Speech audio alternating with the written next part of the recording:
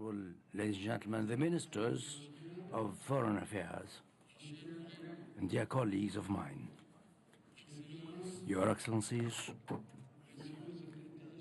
Your Excellency, Mr. Secretary General of the Organisation of Islamic Cooperation, dear brothers, honorable ladies and gentlemen, heads of delegations,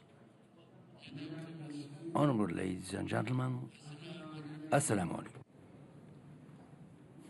Après avoir Having listened attentively to the recitation of the verses from the Holy Quran, I would like to express my sincere welcome to all of you to this 51. Dışişleri Bakanları Konsey Oturum Toplantısına hoş geldiniz demek istiyorum.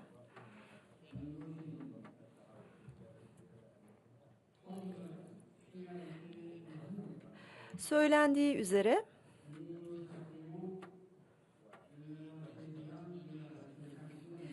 biz de 50. Dışişleri Bakanları oturumunun dönem başkanlığını üstlenmiştik. In that regard, we would like to have the opportunity to read out the statement, our statement as chairperson of the 50th session of the ICM. Your Excellencies, Mr. Minister Mamadou Tangara, representative of the chairman of the 15th session of the Islamic Summit, Your Excellency, Madam, Mr. Minister, Honorable Ministers, Foreign Ministers, dear colleagues of mine, Your Excellency, the Secretary General of the Organisation of Islamic Cooperation, the OIC, Honorable ladies and gentlemen, heads of delegations, distinguished guests, Assalamu alaikum.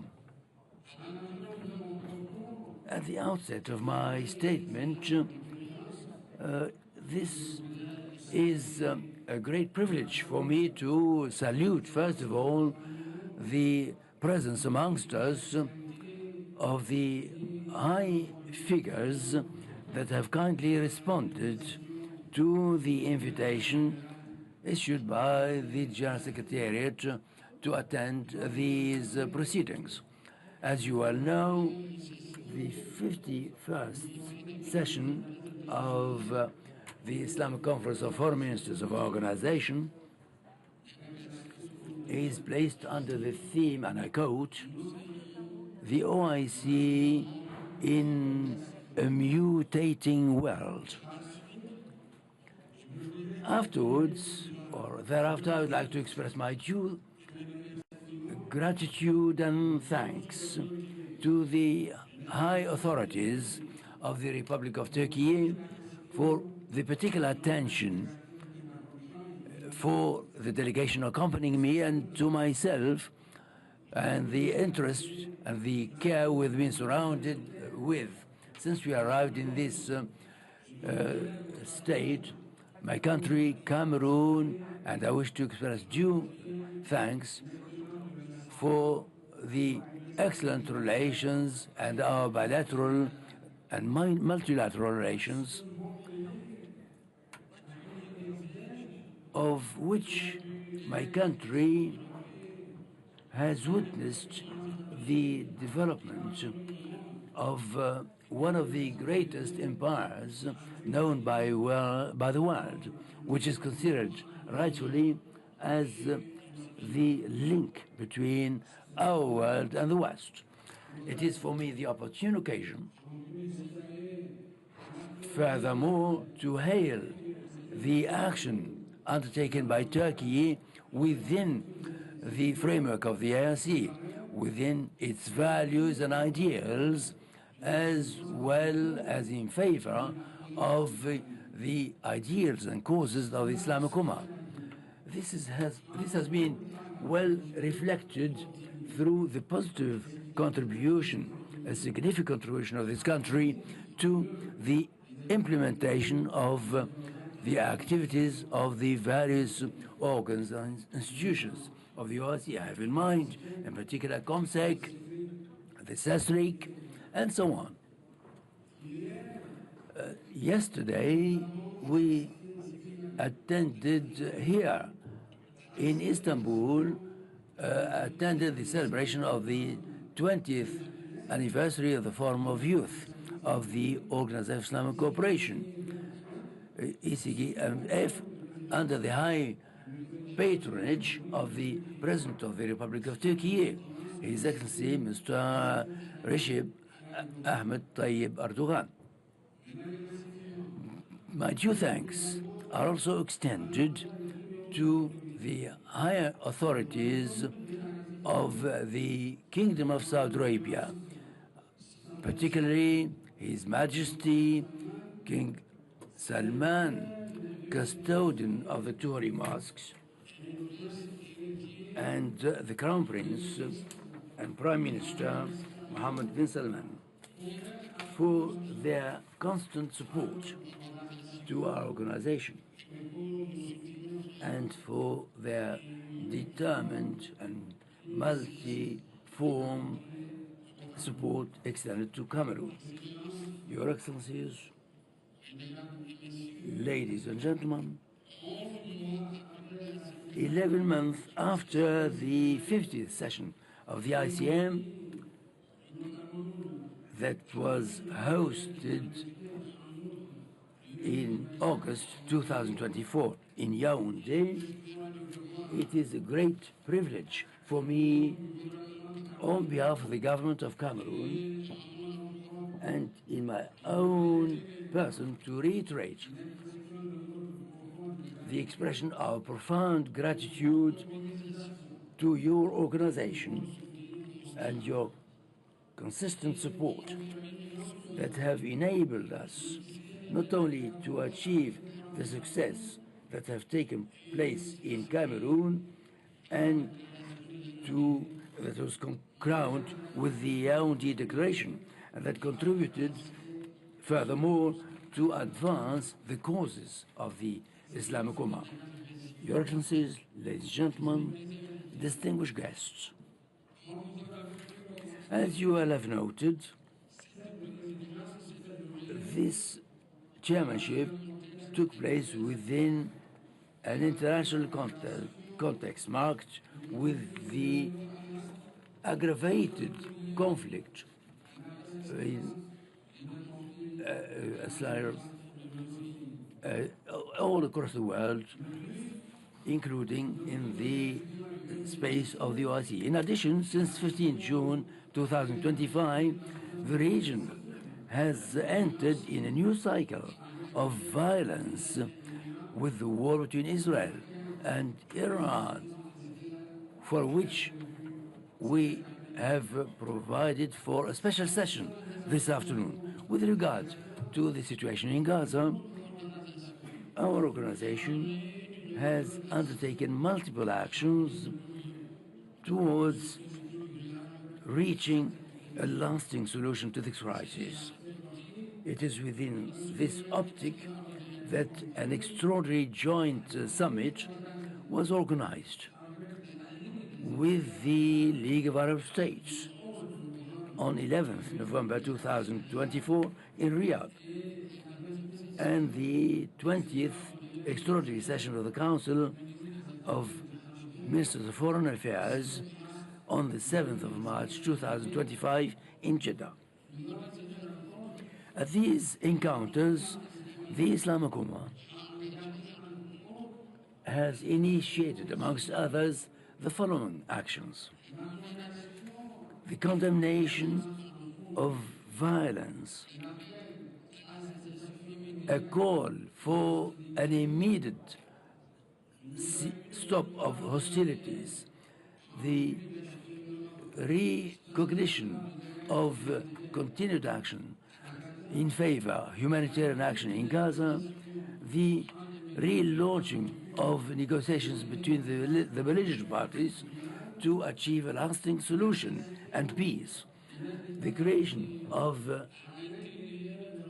Palestinian state within its internationally recognized borders to live side by side with Israel in peace, security, and mutual respect.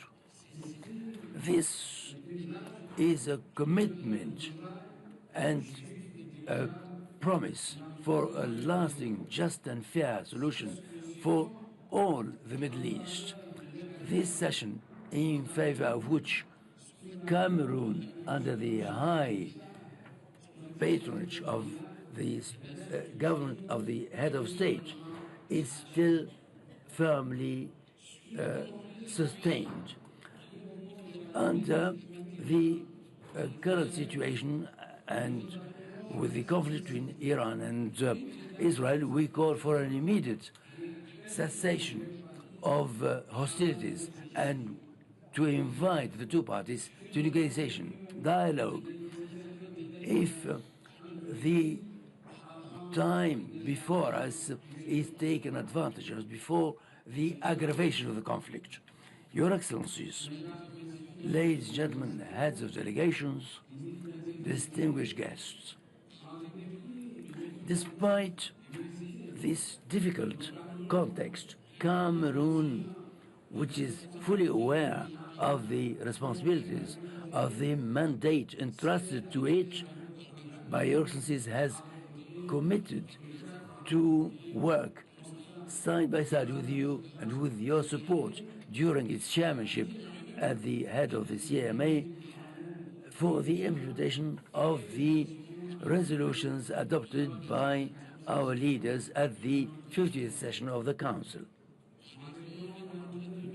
Given the time constraints, I shall not fail and I will not have sufficient time to give you a full and detailed overview of our actions. However, allow me to quote a few results and achievements that we have attained together. Under this register, I would like to reiterate my appreciation for the conclusions of the International Conference of Donors for the mobilization of funds in favor of the refugees and for the benefit of the Sahel region and the Lake Chad region that was held in Jeddah in December 2025, and which allowed the collection of $1,100,000 in the form of donations, without failing to note that the objective of achieving the goals of the conference, for which we wish every success, such as to alleviate the sufferings of the peoples. We wish here to express our due thanks to the Kingdom of Saudi Arabia for its leadership under this file. Let me also express appreciation for the relaunch of an important dossier, that is the finalization of the funds statute of the OIC through the two meetings that were held at the headquarters in November 2024 and February 2025. The project for the railway line between Dakar and the rest of the African countries that was held in Jeddah and Kingdom of Saudi Arabia on the 24th of February 2025, and the meeting of the Committee of the Permanent Representatives of Korea. Yet, these encounters have led to concrete recommendations similar to the adoption of the roadmap relevant to the maturation of the railway project Dakar-Port Sudan and the manifestation of interest of the funding partners for the said project, the submission to our examination for adoption of the statute for the humanitarian fund of the OIC. Now, with regard to the 10-year program of action of our organization for the period 2025-2036, the results achieved by the experts and who have worked under our directives and support, such as to accelerate the finalization of the proceedings and to expedite the entry of force after the end of the former plan, which will come to its end in December 2025. Similarly, I would like to underline the holding of the meeting of midterm evaluation program for the implementation of the resolutions of 50th session that I have personally chaired together with His Excellency the Secretary General on 6 March 2025 at the headquarter state in 2025, and with the contribution of the different institutions. This meeting points, as it seems to me, indicating a better future to advance certain dossiers. I'm convinced that we could envisage the implementation and approved follow-up and for the benefit of our organization. I should like, therefore, humbly to suggest to my colleague from Turkey to experiment during their chairmanship of the 51st session of the CFM to give it a further vigor institutionally.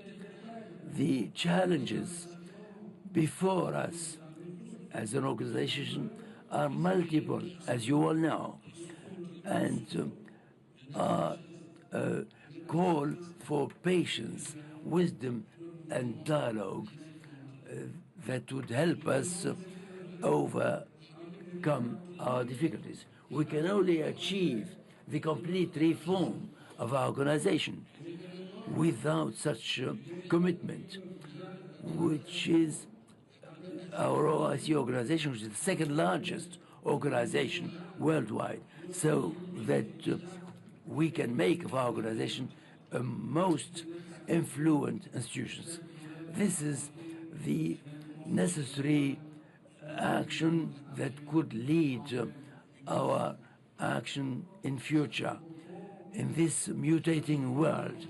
In this regard, the mission entrusted to the Permanent Council in Yaoundé for the reform of the personnel statute has made it possible for us to relaunch these activities and to attain, during our deliberations, positive conclusions, which, as I'm convinced, will facilitate the process of global reform of our organization with a consensual vision which has brought together most of our member states.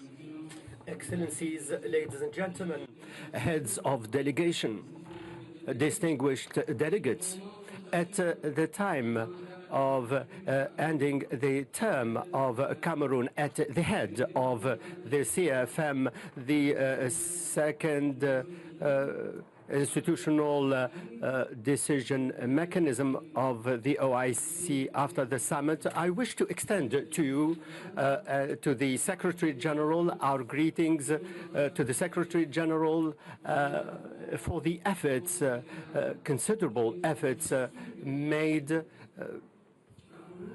Cameroon is honored for this trust bestowed in it.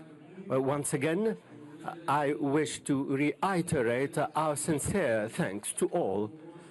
We thank you for your support during our term at the presidency of the 50th CFM. In addition, and with a great deal of pleasure, that I testify to our thanks to the Republic of Turkey for having accepted to organize these meetings in Istanbul for the second time after the welcome of the June session in 2004.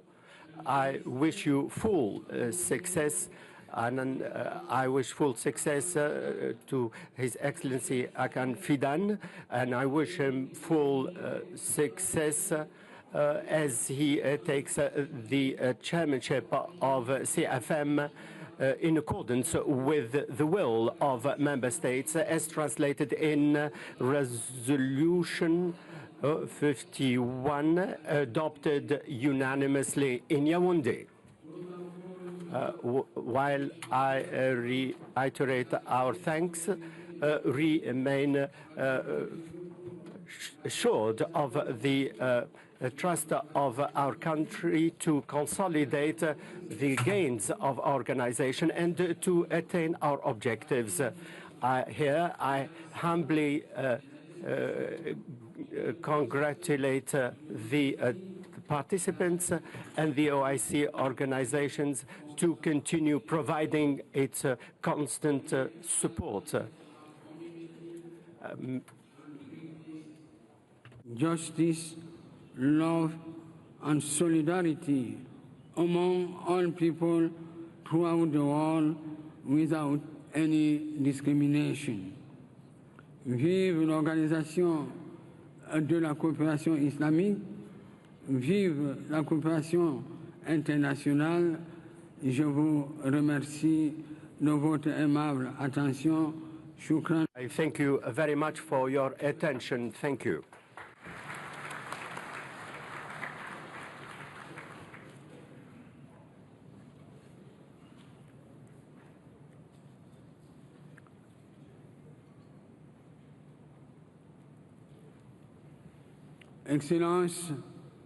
Excellencies, ladies and gentlemen,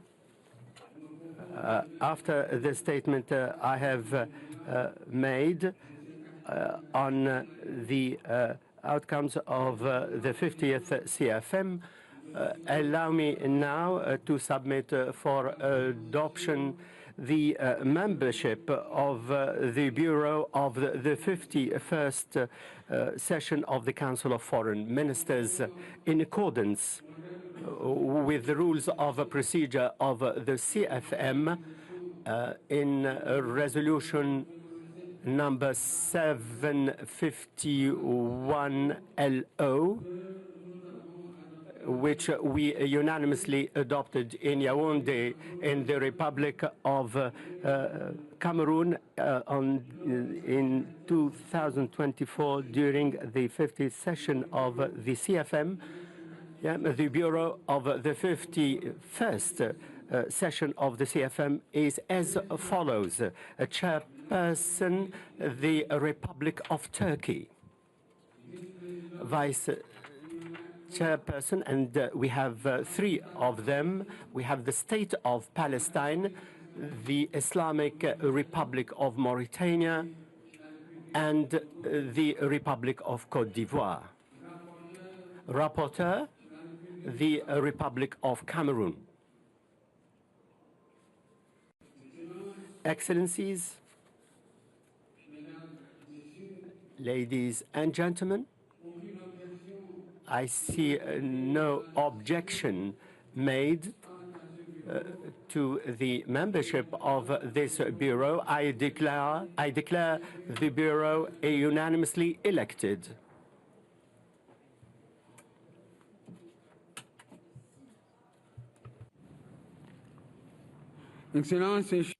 Excellencies, dear colleagues,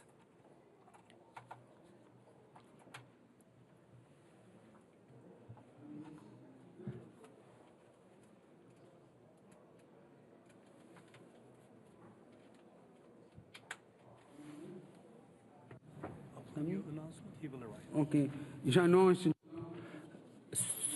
So I recognize the arrival of His Excellency, the Minister of Foreign Affairs of the Republic of Turkey.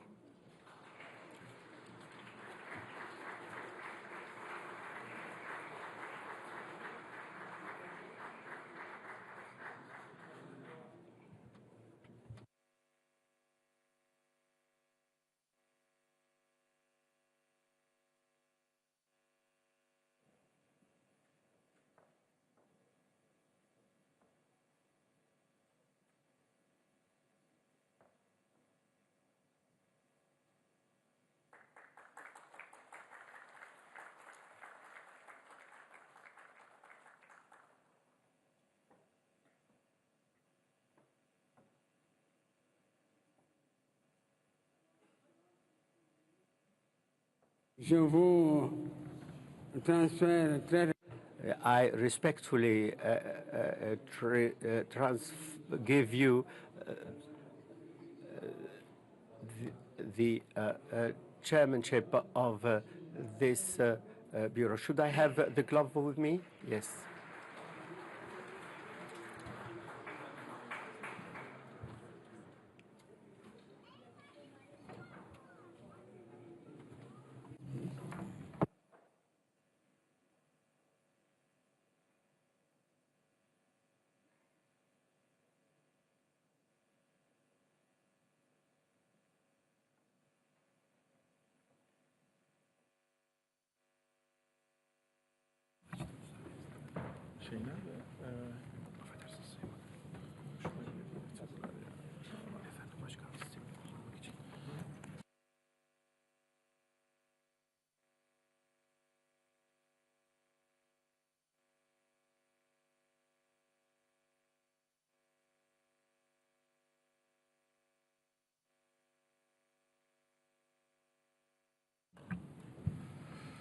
Bismillahirrahmanirrahim.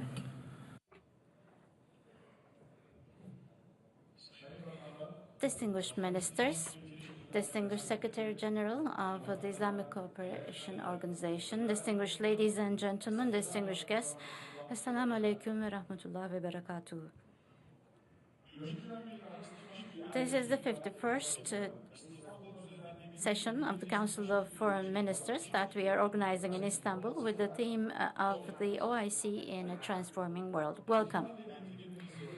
The dignity, the solemnity of the civilization of Islam has been carried by this ancient city for many years, and today it is a meeting point where we have new hopes for our joint future. It is at the same time a center of regional and global peace activities.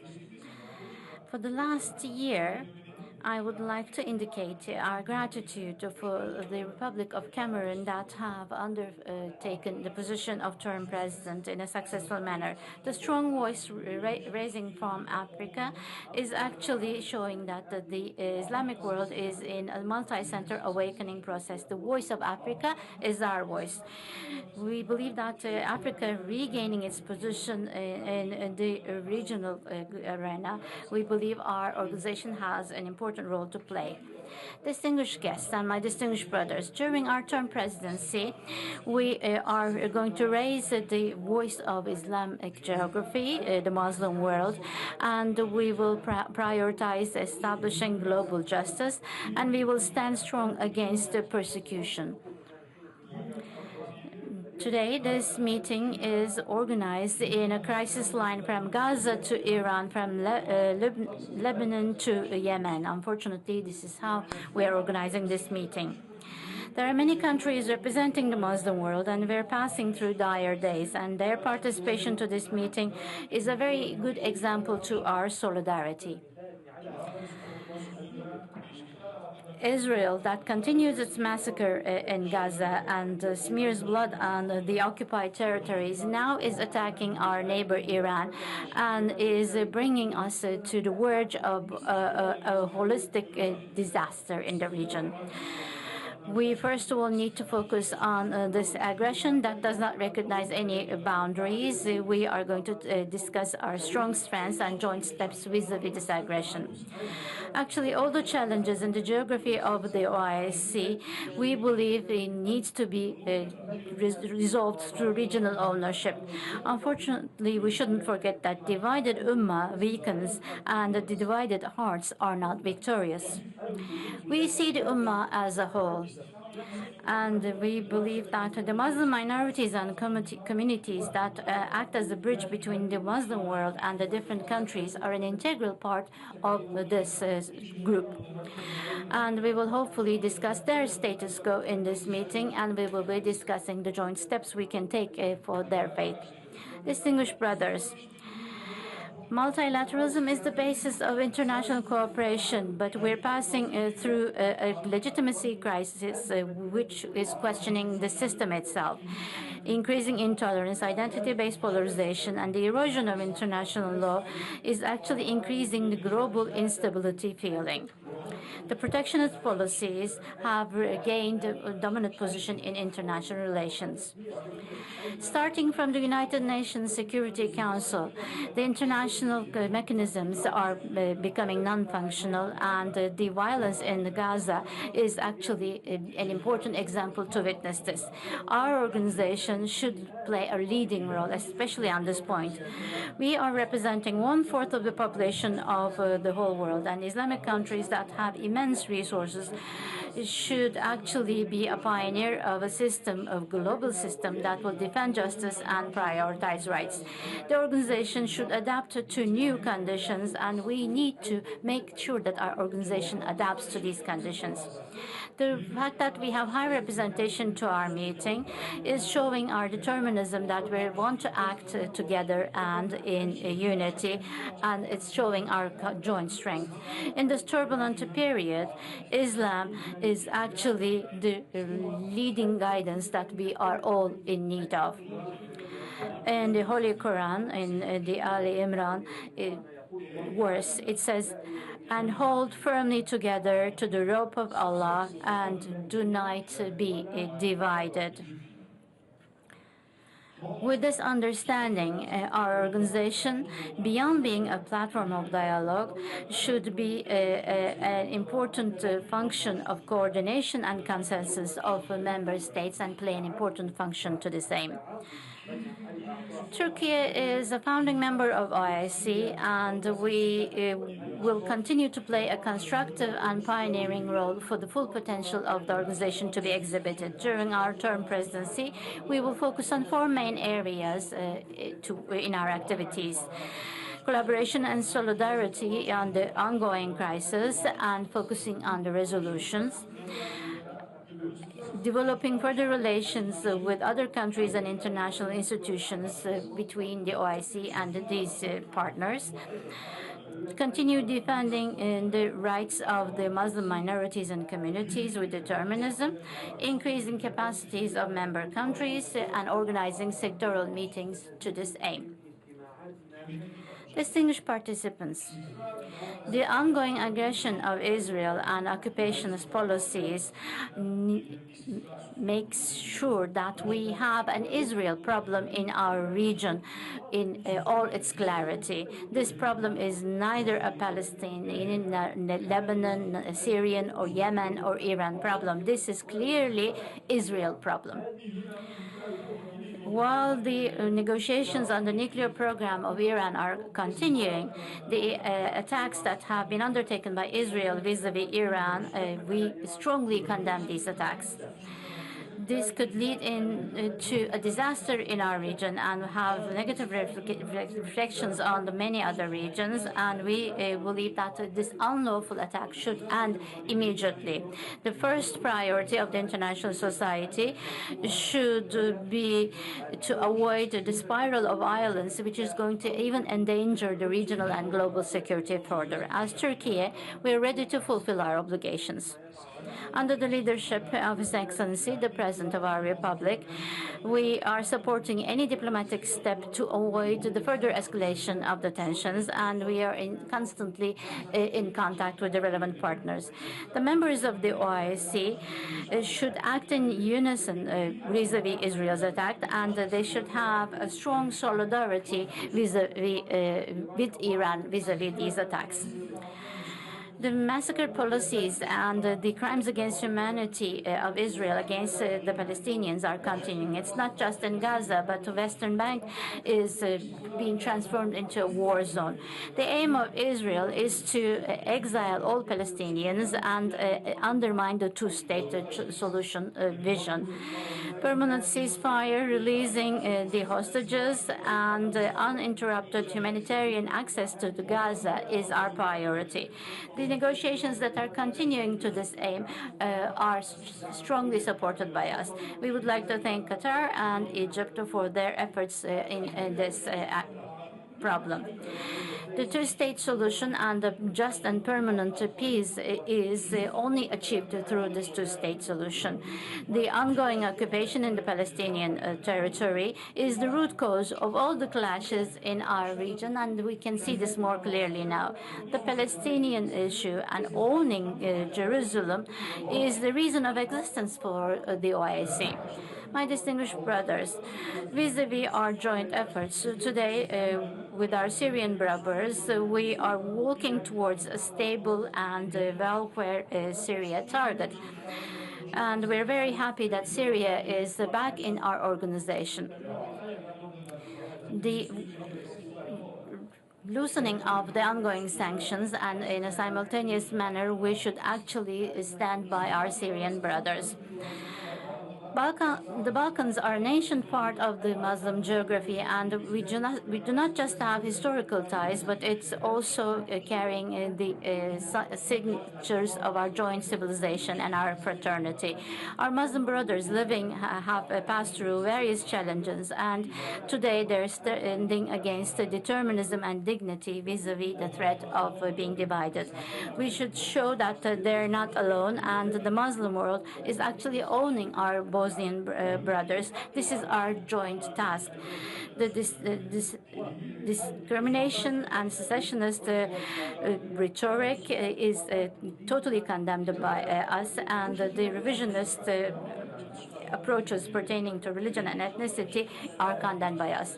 On the other hand, for 3 years there have been clashes that created deep pain in our Sudanese brothers. As Turkey, we are supporting all regional and international peace activities to resolve this crisis.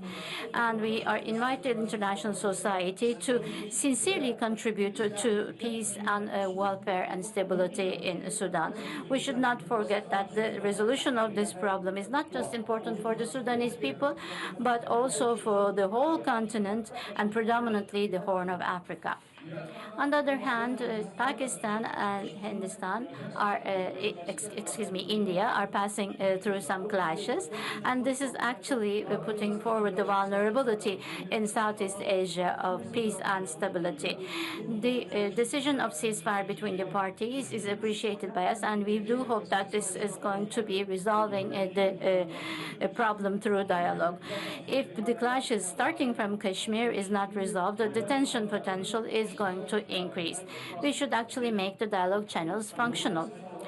A direct and healthy dialogue is going to be important for peace, security, and stability in Southeast Asia. In the island of Cyprus, there are 2 nations and 2 states. The Islamic world is an important unity, and the Turkish Republic of Northern Cyprus is represented as an observer in our family. But unfortunately, the Turks of Cyprus have been subject to unjust and inhuman isolation that have been imposed on them for decades now. We invite all the member countries to support the natural rights of the Turkish people living in Cyprus and support them directly. The Turkish Muslim minority and the Turkish population living in the Dodecanese are also subject to important violations that eliminates them to benefit from their fundamental rights. The interest of the OIC vis-à-vis this issue is important for the ethnic identities, the religious, education, and cultural rights to be recognized by the Greek authorities. My distinguished brothers, our Ummah is great and strong, and we should use this strength to bring stability and welfare to our region. We should stand against all those people who are destructing their environment, and it is now the day that our organization should be one body and one soul to give one voice. Before I end my remarks, I would like to thank the representatives of our ministry and the Secretary General for the organization of this meeting. And the exchange of opinion and negotiations that we are going to undertake during the meetings, I believe, will bring fruitful results. During our term presidency, we will have closer cooperation with all the member states. And once again, I would like to thank you for your valuable support.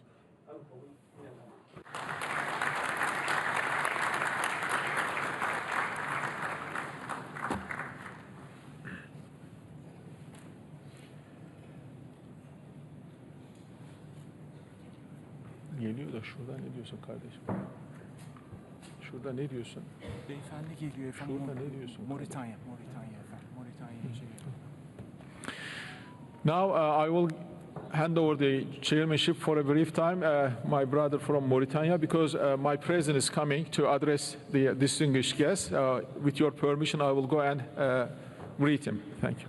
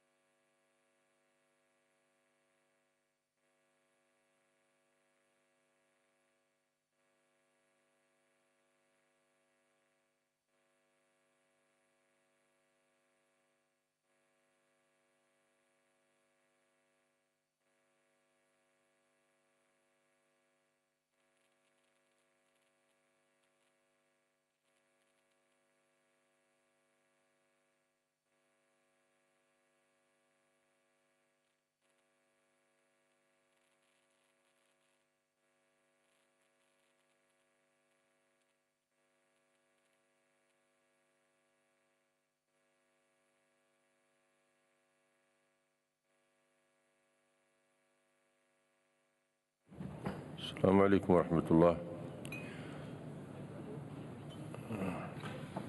الكلمة الآن للسيد ميغيل أنخيل.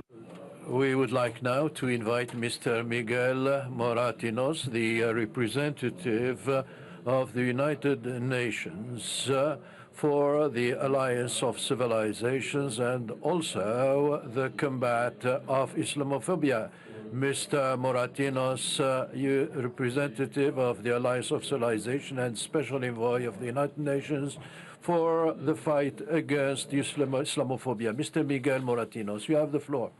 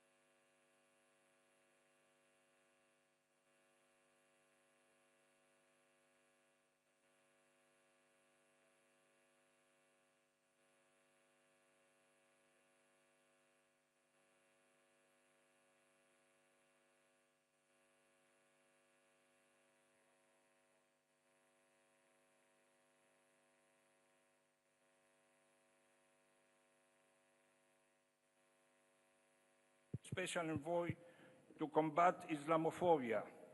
and as High Representative for the United Nations Alliance of Civilization, a mandate I am honored to carry forward with humility and full determination.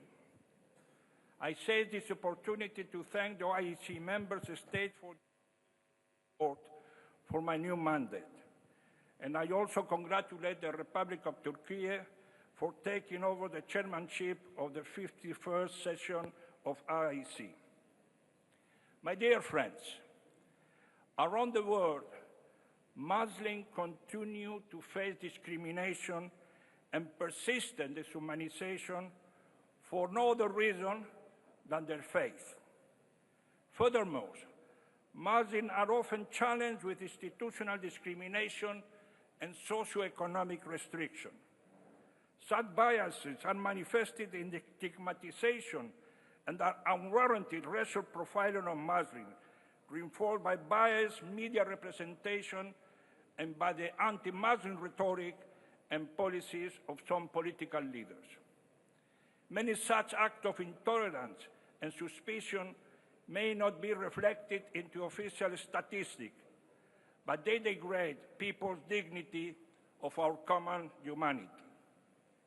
It's in this context that the adoption of the General Assembly Resolution 78-264 in 2024 on measures to combat Islamophobia is a high milestone in our collective effort to combat this scourge. The resolution condemns the incitement to discrimination, hostility, or violence against Muslims as manifested in the increasing number of incidents of desecration of the Holy Book, attack on mosques and religious sites, and the insidious stereotyping of Muslims that too often goes unchallenged. My dear friend, Islamophobia is not merely a matter of prejudice. It is a violation of human rights, a threat to social cohesion, and an affront to the principle enshrined in the UN Charter. Islamophobia is not confined to geographical boundaries. It manifests its overt violence, but also in the quieter cruelty of exclusion. When Muslim women are denied employment because of their health scare, when children are bullied in the school because of their name, when entire communities are survived or vilified in political discourse, that is Islamophobia. Equally concerning is the digital amplification of hatred. Online platforms have become fertile ground for the spread of anti-Muslim narrative, often reinforced by algorithms. The digital space, once hailed as frontier of freedom, is now too often a theater for hostility. My friends, but while the problem is global, so too must be the solution.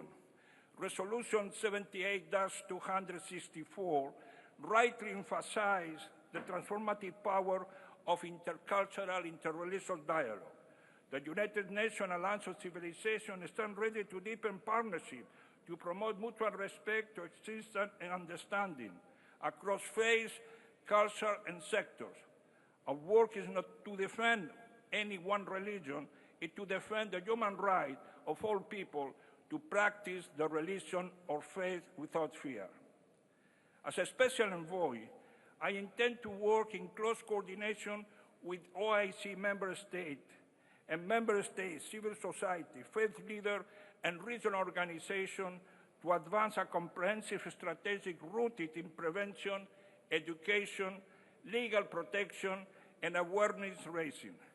This includes, to mention a few, support a national action plan and a strategy addresses Islamophobia, to work on content analysis encouraging responsible media and digital governance to counter online hate speech, to establish a compendium to serve as results hub document incidents of Islamophobia based on a robust monitoring mechanism, to identify legislative gaps that may prevent the adoption of adequate measures to address Islamophobic incidents, to develop media literacy programs to promote critical thinking skills, to collaborate and coordinate with counterparts in other international and regional organizations, including envoys to combat Islamophobia, to conduct visits to places where acts of Islamophobia are recurrent, engage with relevant stakeholders to find common ground in addressing this incident, to advance the mapping of religious sites through the UN Plan of Action of Safeguarding Religious Sites, which was developed by UNOIC. We will go to Astana in September to this summit of traditional religious leaders, and in Astana we'll present a specific plan to how to protect mosques and Islamic sites. Last but not least, to develop an action plan to combat Islamophobia that will be finalized in 2026. I also plan to convene a high-level event on addressing Islamophobia at the UN headquarters in New York in 2026. It will be good if we could have that on 14 March in honor of the International Day of Combating Islamophobia. The high-level gathering will bring together member states and non-state actors, including civil society, religious leaders, think tanks, and media, to exchange views on good practices in addressing Islamophobia. Allow me to also to underline the importance of accountability. In this context, an annual report on implementation effort is necessary. This is not a bureaucratic exercise. It is a moment to measure progress, identify gaps, and ensure that our actions match our rhetoric. In closing, let us remind ourselves that combating Islamophobia is not a task for Muslims alone. It's a global imperative requiring political will, moral courage, and sustained multilateral cooperation. Is the demonization of Islam in Europe and beyond is not acceptable, not justifiable.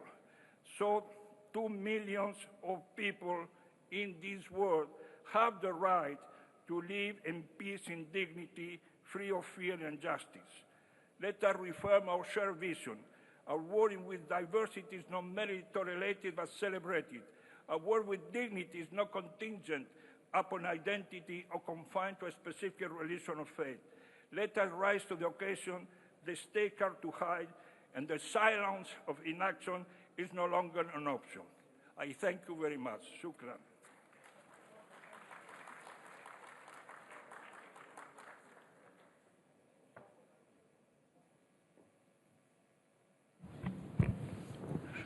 Shukran. I thank you. I thank you, Your Excellency. Türkiye Cumhurbaşkanı Sayın Recep Tayyip Erdogan. Distinguished guests, the President of the Republic of Turkey, Recep Tayyip Erdogan, has honored us with his presence. Now I would like to invite His Excellency to deliver his remarks.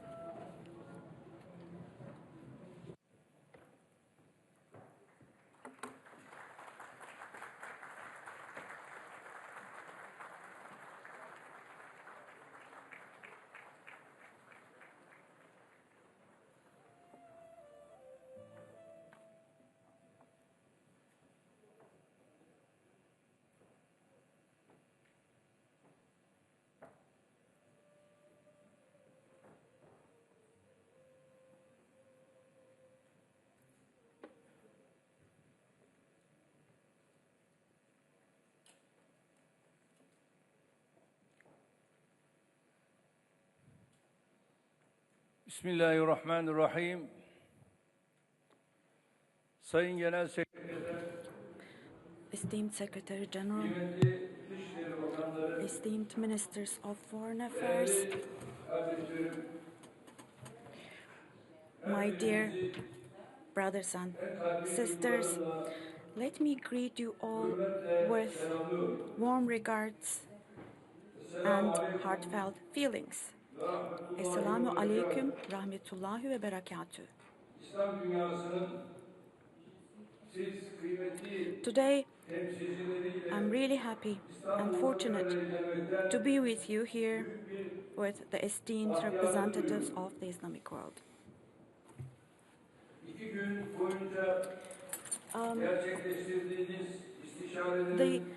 I hope that the consultations and deliberations you will hold for 2 days here and the decisions that you will take, I hope will prove to be beneficial for the Islamic Ummah and for the entire humanity.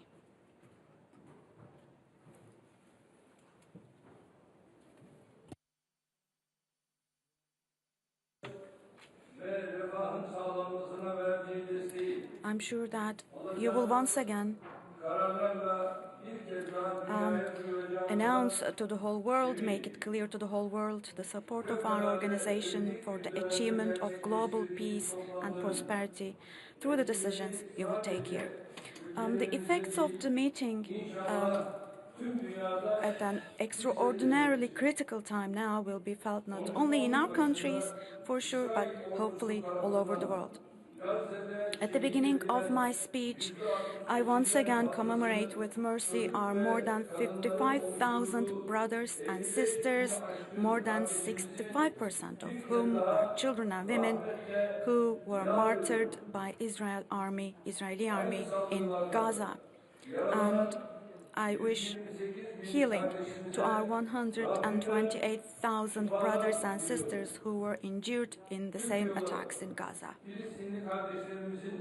Turkey knows the pain of our Palestinian brothers and sisters as our own pain and their sadness as our own sorrow. Our Palestinian brothers and sisters should know the following: no matter how dark the darkness of oppression is now, inshallah, God willing, justice will be manifested and victory will surely belong to those who believe.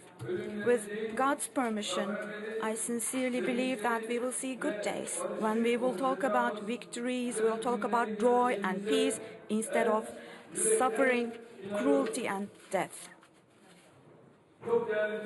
Distinguished guests, for the last 2 years now, we have been increasingly confronted with Israel's policies of occupation, destruction, and massacre. With the unconditional support of the Western powers, Israel continues to destabilize our region. First, they attacked Gaza and the West Bank. They have turned Gaza into a gigantic wreck in front of the eyes of the entire world. They have been bombing health facilities, schools, mosques, and churches. They have brutally slaughtered people who were waiting in line for help just to buy a sack of flour, a bowl of soup, or just a loaf of dry bread. Every day, hundreds of innocent civilians, mostly children and women, mind you, are deliberately martyred by Israeli forces. For 21 months now, our 2 million brothers and sisters living in Gaza have been struggling to survive in poor conditions that go far beyond even the concentration camps of the Nazis. In addition to Gaza, Israel also targeted Lebanon, Yemen, and Syria. In addition to air bombardments, they have tried to incite different groups within Syria against the government.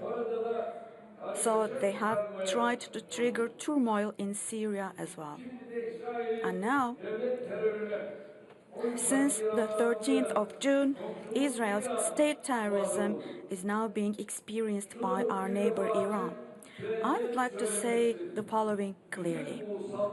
With all these attacks, the Netanyahu government has once again proved that it is the biggest obstacle in front of regional peace.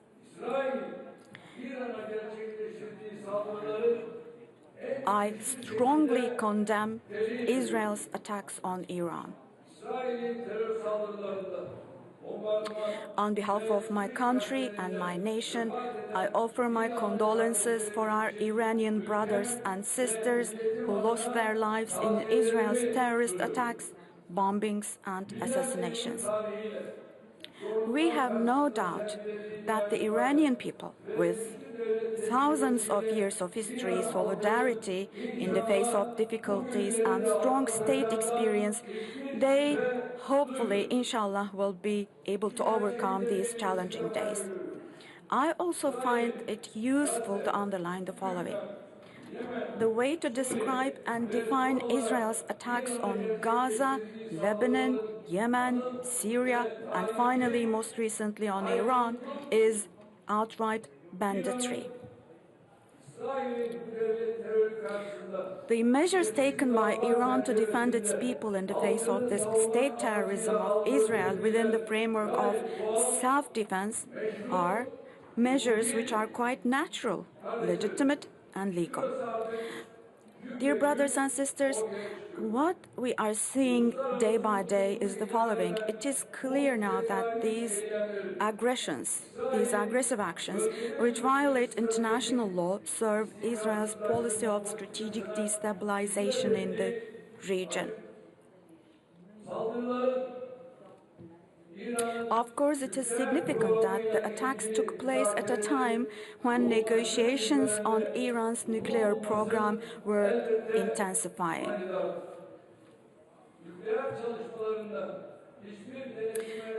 Israel is not subject to any control or audit for its nuclear activities and does not care about anyone in terms of transparency. So it is a great hypocrisy for them to talk against the parties to the Treaty on the Non-Proliferation of Nuclear Weapons.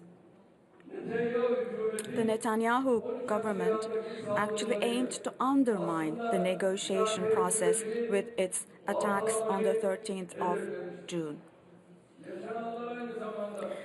This incident also shows that Netanyahu and his murder ring do not want any issues or any matters to be solved diplomatically. Again, Israel, instead of living in peace side by side with an independent and geographically integrated Palestinian state with East Jerusalem as its capital on the basis of the 1967 borders, instead of coexisting with them, Israel is rather trying to spread the war to the entire region. Just as the spark ignited by Hitler 90 years ago set the whole world on fire from the Pacific to the Atlantic, from the Indian Ocean to the North Sea, today, similarly, Netanyahu's Zionist ambitions have no other purpose than to drag our region and, in fact, the whole world into a big disaster.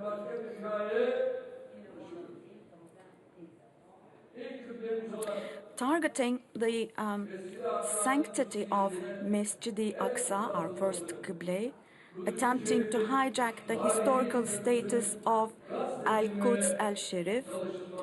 Now, these are intentions to divide our region with some maps in mind. And these even now being talked about in the public. We see all of these as moves of an insidious plan. We are, in fact, well aware of what Netanyahu wants to do. Those who think that they can establish their security by drowning the region in fire, in conflict, chaos, and in tears are following a crude dream. Israel cannot ensure its own security by threatening the security of its own neighbors. They will gradually see that things may not go as planned. Israel's claim that it will establish order in our region with its bloody hands reveals the blindness and darkness of those who govern that country. I would like to emphasize here that Turkey will not allow the establishment of a new Sykes-Picot order in our region, the borders of which will be drawn with blood. We will not sit back and watch the people of Gaza being punished with hunger, with state and settler terror in the West Bank, and attempts to destroy the historical status quo of Al-Aqsa Mosque and Jerusalem, the cradle of the Abrahamic religions. From here, I once again appeal to the international community, especially to the countries that have influence over Israel.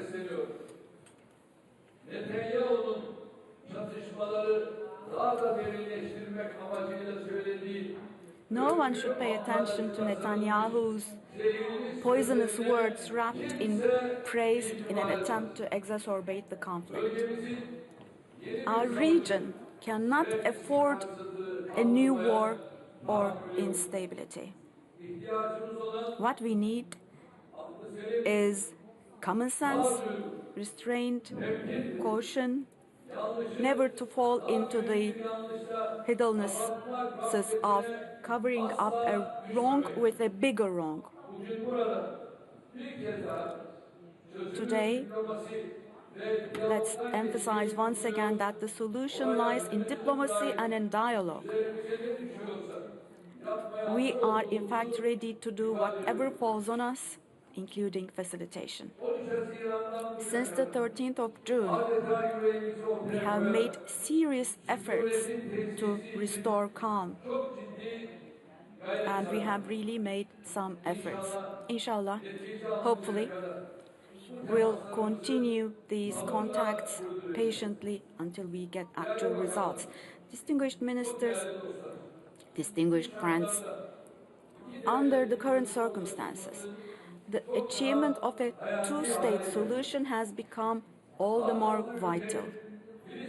We should continue to encourage more countries to recognize the state of Palestine. And we must continue to coordinate our efforts to take coercive measures against Israel on the basis of international law and on the basis of the Charter of the United Nations. We hope that the international conference to advance the two-state solution, which was planned to be held in New York this week under the leadership of Saudi Arabia, but was postponed due to the recent attacks. We hope this meeting will be organized at the earliest opportunity. And I wish Saudi Arabia success in this initiative. Of course, I have to underline the following as well. Like between two siblings who are children of the same mother, there may possibly be differences of opinion, and these are actually natural facts of life. Likewise, these are also natural facts of politics and diplomacy. But being brothers or sisters also means sharing the same destiny. For example, the fate of Istanbul is not separate from the fate of Damascus or the fate of Baghdad, that of Cairo, Sana'a, the fate of Islamabad, for example, or that of Kabul, Tripoli, Tehran, the fate of Mecca and Medina, and of course the fate of Jerusalem and Gaza. These fates are not different. Turks, Kurds, Arabs, Persians, Sunni, Shiite, Alawite, African, Asian, Latin American, and all other sects and origins, as well as Muslims, have a common faith, just as we all have a common Qibla. Each and every one of us, we all say, La ilaha illallah Muhammadun Rasulullah. And when it comes to our common cause or causes or our common interests, it is our duty to put aside our differences, and it's our duty to get united. We cannot possibly allow the differences between us, the attitude differences between us, to be a hindrance to us, particularly in this current critical period that we are going through.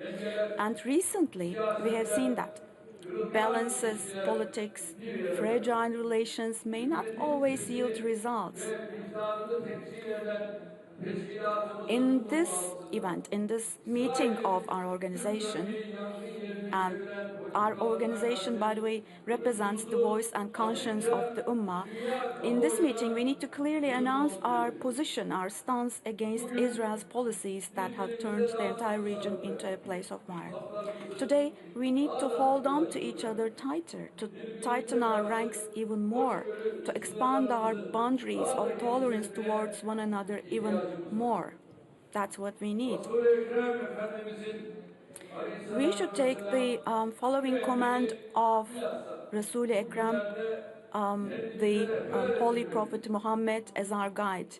He said the following, quote, 2 is better than 1, 3 is better than 2, 4 is better than 3.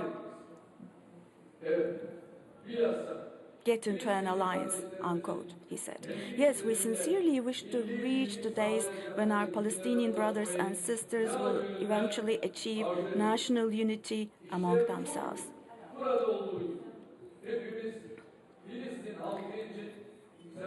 And it saddens us to see division and fragmentation among our brothers and sisters, while we are all mobilized for the Palestinian people as we are here today. It is our sincere desire to pledge to unity and solidarity, whatever it is, regardless, against separation, against polarization. Dear guests, in a multipolar world, it is a must that the Islamic world of 2 billion people becomes a pole on its own. We are on the eve of a period in which the Islamic world will play a much greater role, but at the same time will assume more responsibility. Turkey's presidency of the Council of Foreign Ministers begins now in a period when the spiral of violence in our region is being triggered again by Israel, and stability and peace are being threatened. We need to show more solidarity to stop Israel's banditry in Syria, in Lebanon, and Iran as well, as it has done in Palestine. So we need solidarity. Our organization, since the day it was founded, has always carried the message of peace and dialogue, and it has always stood firm against all kinds of extremism. And from now on too, will fight back and overcome difficulties together. Our organization, with its 57 members, it is the second largest international organization after the United Nations. And as such, as an organization, it is in a better position to make it more efficient. It should be more efficient, it should operate as a tool of economic and social development. In verse 10 of Surah Al-Hujurat, Allah Almighty says the following, quote, believers are only brothers and sisters, so make amends between your brothers and sisters, and fear Allah that you may have mercy, unquote. For this, we will first resolve conflicts within ourselves.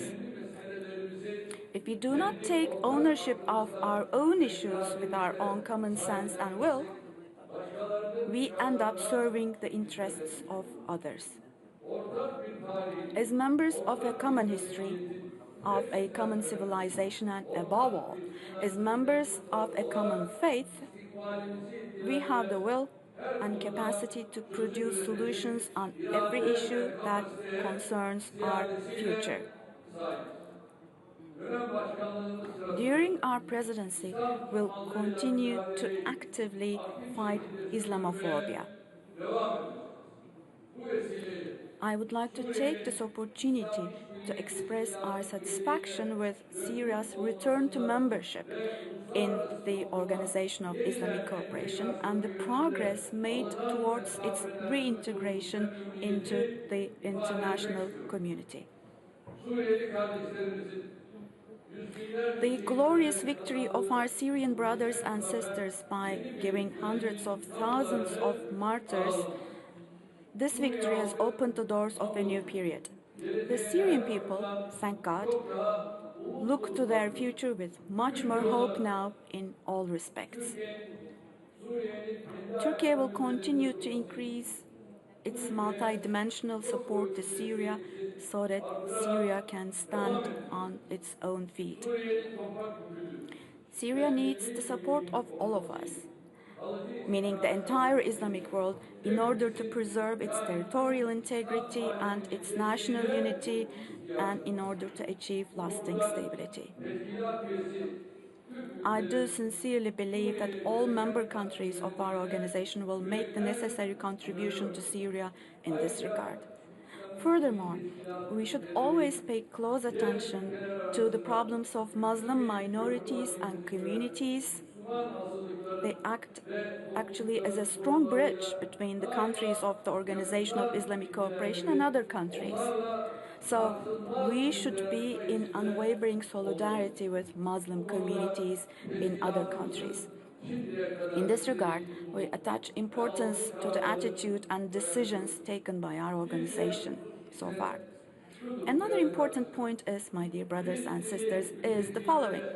We must not allow the UNRWA, which performs an irreplaceable task of protecting Palestinian refugees, to be paralyzed by Israel.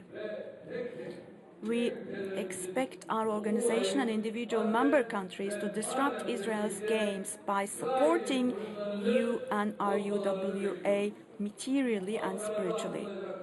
With the representative office to be opened in Ankara, we'll hopefully make our support to this UN agency more visible from now on. I would like to take this opportunity to congratulate Cameroon on its successful presidency and express my delight at the increasing weight of African members in our organization. Before I conclude my remarks, I hope that the 51st meeting of the Council of Foreign Ministers of the Organisation of Islamic Cooperation will prove to be fruitful and beneficial for the Islamic world and for the entire humanity. May God help us all. I greet you again with warmest of regards, and please convey my warmest of regards and respect to our brotherly peoples through you. Thank you so much, and I entrust you all to God. Sayın Cumhurbaşkanımıza hitapları için şükranlarımızı. We thank Our Excellence, the President of the Republic of Turkey. He's now leaving the hall. To leave the Republic of Turkey, His Excellency Recep Tayyip Erdogan, for joining us today and for sharing that speech with us and for his invaluable contributions.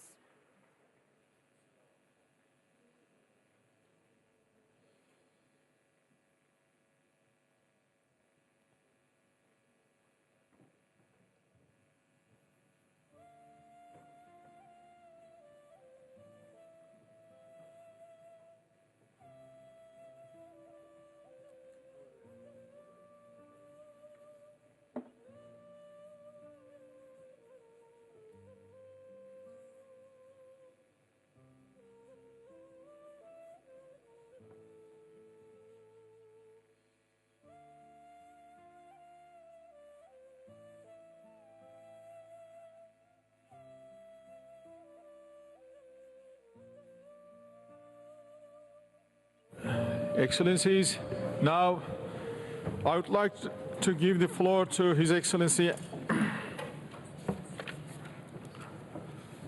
Mr. Philip Lazzarini, General Commissioner of UNRWA.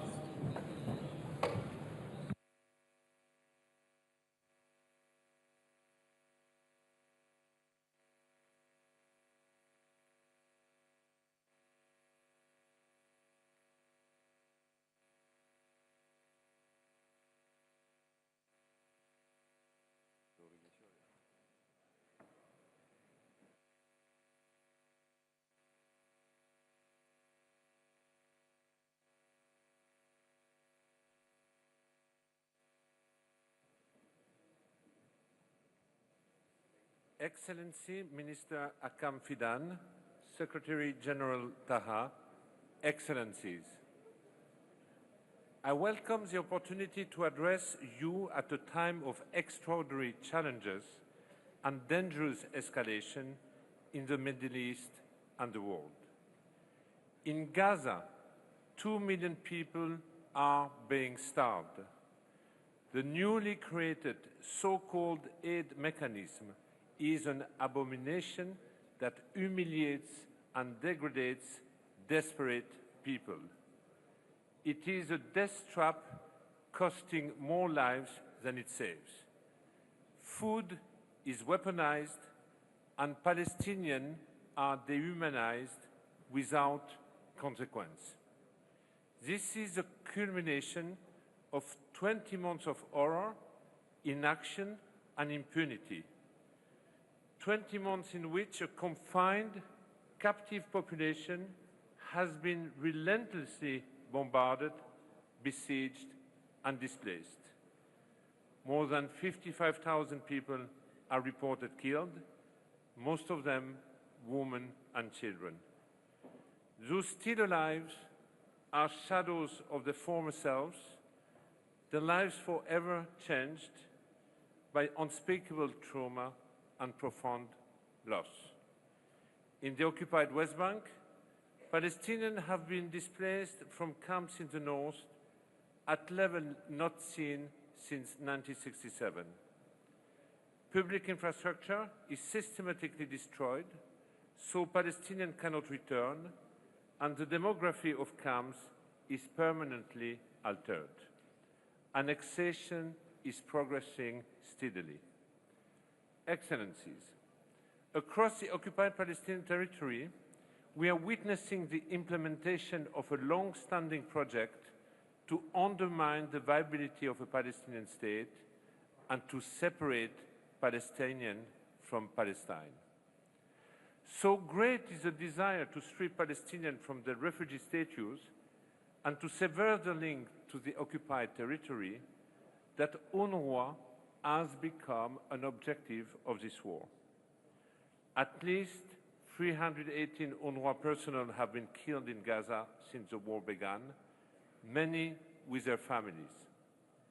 This January, Israeli legislation came into effect, prohibiting UNRWA's activities in what Israel considers its sovereign territory, including occupied East Jerusalem, and prohibiting contact between Israeli authorities and the agencies. Consequently, international UNRWA staff have been effectively expelled from the occupied Palestinian territory. However, our activities continue. The courage and determination of our Palestinian staff, despite arrests, intimidation and harassment, ensure the delivery of essential services to Palestinian refugees, including primary health care and education. In the dystopian horror that is Gaza, UNRWA still provides more than 15,000 health consultations each day. We also play a critical role in managing shelters, providing clean water, and removing waste. The objective of dismantling the agency also underpins the fierce disinformation campaign spearheaded by Israel. This campaign targets lawmakers and the public in countries that support UNRWA, strangling our funding for critical services to Palestinian refugees. Excellencies, UNRWA's financial situation is dire. Without additional funding, I will soon have to take unprecedented decisions affecting our operation across the region. Palestinian refugees will be impacted most severely. The loss of UNRWA's stabilizing effect on a region in turmoil will also be consequential. In response to the very real possibility of the agency imploding, in the face of extraordinary adversity, the United Nations Secretary General has requested a strategic assessment of the impact and exercise of UNRWA's mandate. The strategic assessment will propose how the rights of Palestinian refugees might be protected amid the immense political, financial, and operational pressure the agency is under. This will require Member States to take bold, decisive, and long overdue action. Excellencies, UNRWA is a tremendous asset if what we seek is a just and lasting solution to the question of Palestine and its people. A genuine, time-bound political process would allow the agency to finally transition its government-like services to empowered and prepared public institutions serving Palestinians. In the absence of an orderly transition, the sudden loss or reduction of UNRWA services will only deepen suffering and despair across the occupied Palestinian territory. It might spark unrest in the neighboring countries. This is something that the region cannot afford, especially now. So, I appeal to the Organisation for Islamic Cooperation and its member states to throw their full political and financial weight behind efforts to safeguard Palestinian refugees' access to protection and essential services. I urge you to act now, before it is too late, for millions of people whose lives and future are in your hand. Thank you.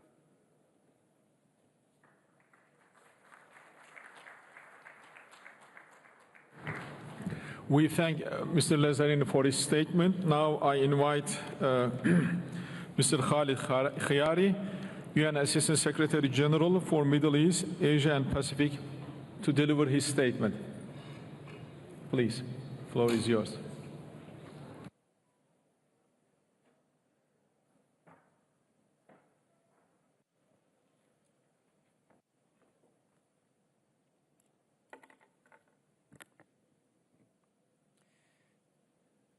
Your Excellency, Mr. Hakan Fidan, Minister of Foreign Affairs of the Republic of Turkey, Your Excellency, Mr. Brahim Taha, Secretary General for OIC, Excellencies, ladies and gentlemen, I am honored to be today here on behalf of United Nations Secretary General, Mr. Antonio Guterres, and I join others in offering many thanks to the Republic of Turkey for its generous hospitality.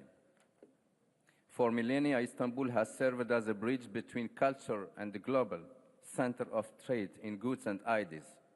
This heritage of connectivity speaks directly to the heart of why we are here today, to promote dialogue and understanding, tolerance and peace. Excellency, challenges around the world continue to mount. Multilateralism, diplomacy, and international cooperation are needed more than ever. Nevertheless, we are increasingly witnessing these ideas being questioned or even abandoned. In this context, the significance of the long partnership between the United Nations and the Organisation of Islamic Cooperation continues to grow. Our cooperation spans a wide array of issues of common interest and concerns. As we meet here, the military conflict between Israel and Iran has alarmingly intensified, causing significant human and material damage on both sides. I reaffirm the UN Secretary General's condemnation of military escalation in the region and his call upon all stakeholders to show maximum restraint and take steps to de-escalate with a view to reaching a ceasefire and avoiding any further expansion of the conflict. Constructive dialogue and diplomacy remain the best and only way to achieve a comprehensive and lasting peace. The Israeli-Palestinian conflict has endured for generations, defying hopes